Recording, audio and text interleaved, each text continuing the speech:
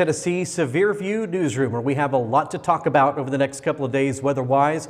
But we wanted to come on for just a moment and bring you the very latest out of Nashville. That is where the Tennessee Emergency Management Agency is gathering right now to update all of us on state preparations. Let's head to Nashville now and join that press conference that it has just begun.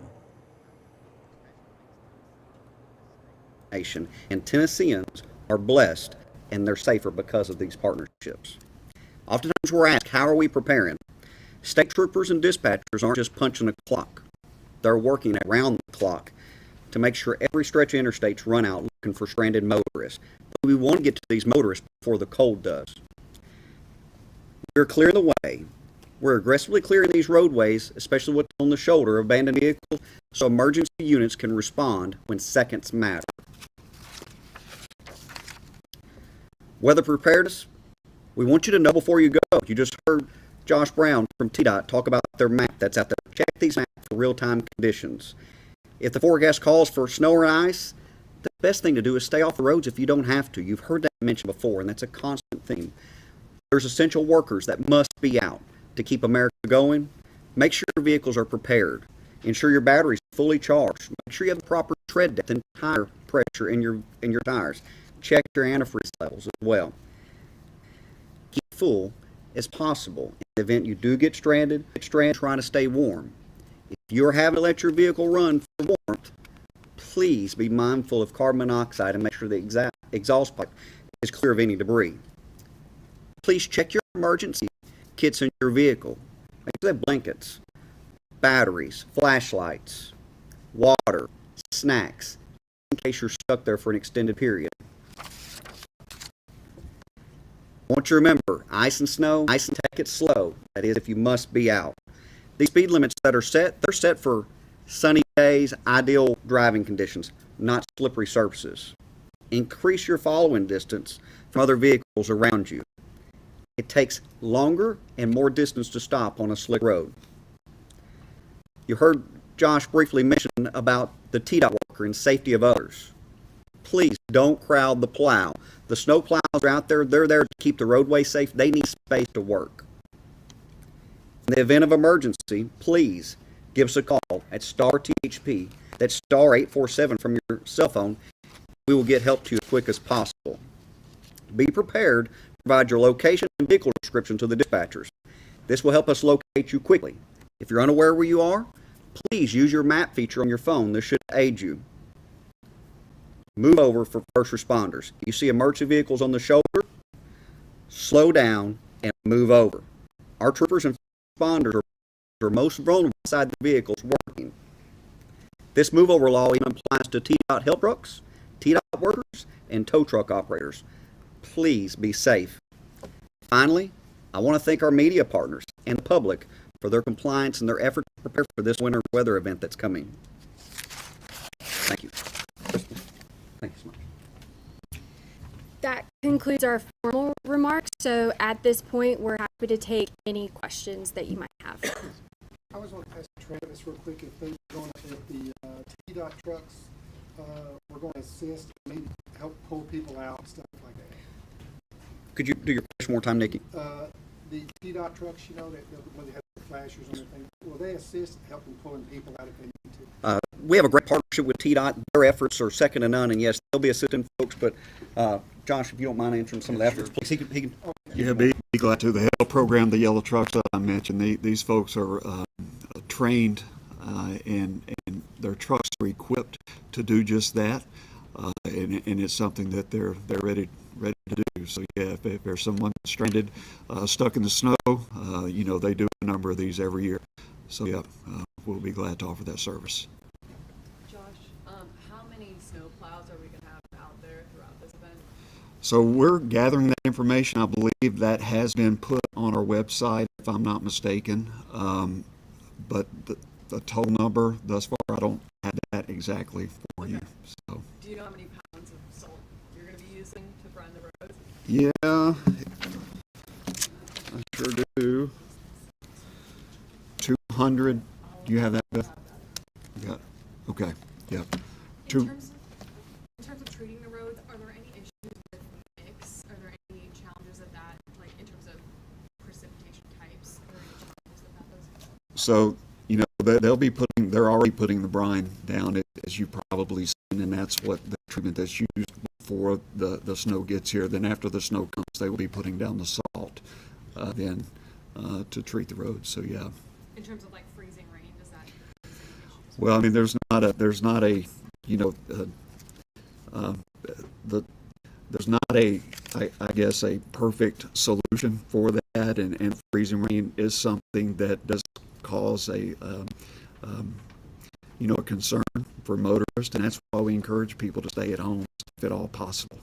Would you say that's probably the worst scenario is the ice? I mean, I've been driving for years, and I think I'm a good driver, but ice just scares the hell out of me. Yeah, there's nothing. That's right. Ice it is dangerous.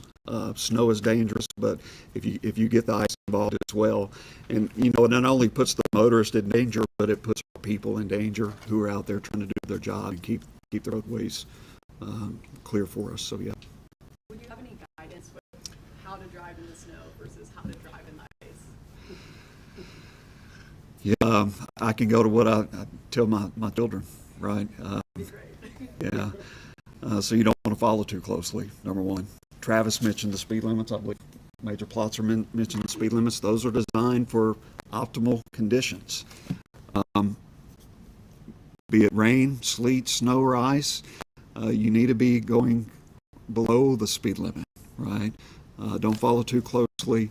But again, our main message is to stay at home unless you just absolutely need to be out. So, yep. Thank you. The southern part of our state, Matt mentioned it's going to get maybe an inch of ice. What communications has anybody had with the local power utilities, and how are they preparing? So we continue to work with our local partners through emergency support functions with our partners at TDEC. We continue to stay involved with Tennessee Valley Authority on what's going on. We work through our local county emergency management to determine if there are any potential concerns or if there are any potential resource requests. Should that come up and there be a concern from those locals, that'll be routed up through the counties to the State Emergency Operations Center to where we can see if we can help meet that need. I mean, guys, we're going to have power outages. There's going to be trees down. Is there already a plan to request assistance from other agencies, power utilities? Yeah, so the way we go about that is the way we would go about it in any other disaster in our resource request process. So like I said in my statements earlier, we have what are called district coordinators that are out in the field all the time. These are the folks that know the mayors, they know the county first responders, and they know the process of how they can reach out, whether it's through mutual aid, that's one of the county-to-county mutual aid, or whether it be an energy authority mutual aid, or if they come here and we have to do something with an out-of-state mutual aid partner to where we would process that through something called the Emergency Management Assistance Compact, or EMAC. I remember the last big one we had here that was 14 inches, just paralyzed the city. I remember they struggled with getting ambulances, and did you guys talk about that? Kind of like, you know, with people that were having a heart attack or a stroke or something like that, and ambulances were having trouble getting there. What can you do there? Yeah, so obviously no two storms are alike. So the 14 inches, I think what we've seen is in most of these, in you, as Matt had talked about, those numbers have gone down dramatically. With the snow, we're looking at more of that ice mix in some of these areas. But working with partners like TDOT, our local highway departments, that is how we continue to remain communicative, working with them on potential hazards, and we can, through this coordination, we can get information from the locals, and if there are access issues, we can work with TDOT and those local partners to get those cleared. And we, because of what we do in the what we call blue skies, and the times where the disasters aren't here, it allows us to fall back on these relationships that we have, and it makes us more efficient and more effective. You talk a lot about relationships, but what are the plans and the steps that are being done now to make that difference? We're just talking a couple of days now that we're going to be hit with a lot of ice. So if we're talking, are we talking energy specific? Anything. Well, I think you heard some of what TDOT talked about. I mean, we're communicating a lot of these needs, and I think part of that is communicating to folks. If you don't need to be out, don't be out. Because getting communication out there, being able to talk to our folks, through you guys, through social media, through other traditional mediums, that is the important part. Because if you're out there on ice, you ask the question, what's the safest way to drive on ice? Don't. That's the safest way to drive on ice. And so working with these partners, you have local EOCs that are being stood up, you have departments of transportation going out and hitting known places. That's the way we're pulling this together right now. And I would also tell you, we're also being flexible with this, because if you looked at the forecast 2 days ago, it's a significantly different forecast, where we were looking at 14 inches of snow in parts of close to here. So being nimble, building on relationships that we've built in past disasters. Unfortunately, we have a lot of practice in working with our partners during disasters. So those relationships, those methods that we use, the processes that we've trained for and built on, will allow us to continue to be successful in emergency response in Tennessee. All right, so you've been listening to a news conference from the Tennessee Emergency Management Agency out of Nashville, as they are working to kind of square away some of their preparations at this hour, and they have a busy weekend ahead of them, and really a lot of us have a busy weekend ahead of us. I'm Will Nutley once again in the Access Tennessee Severe View Weather Center.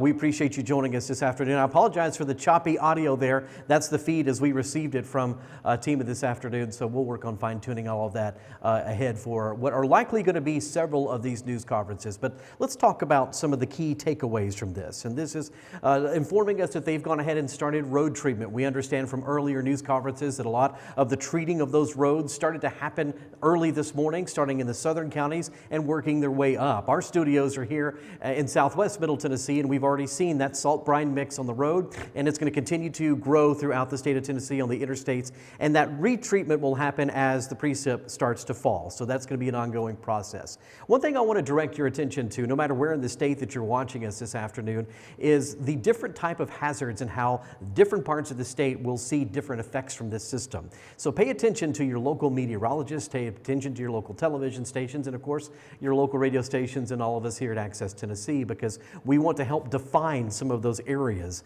that are seeing snow accumulation in some of our northern counties, northwest Tennessee, and a big part of Tennessee, and especially the southwest corner, is going to be in the belt really for icing.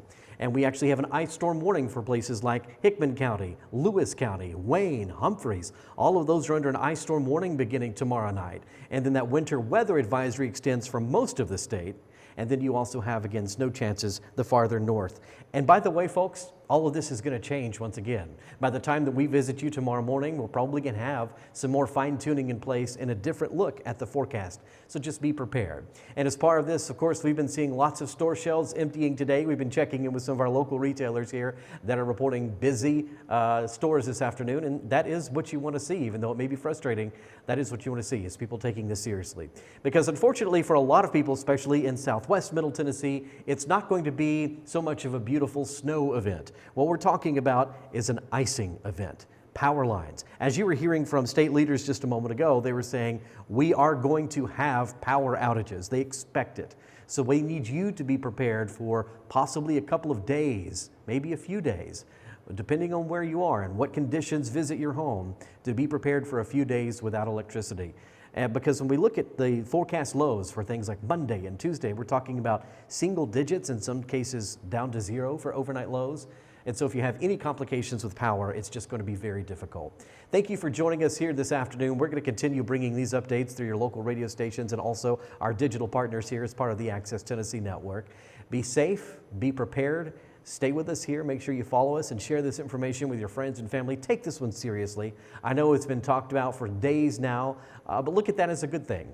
Look at how fortunate we are to be able to start to really discuss these things days and days ahead of time to know what could be coming our way. So use that information to your advantage and take this one seriously and prepare your home this afternoon and evening. All right? I'm Will Nutley at our studios here in Southwest Tennessee. We'll be checking in with you later on Access Tennessee.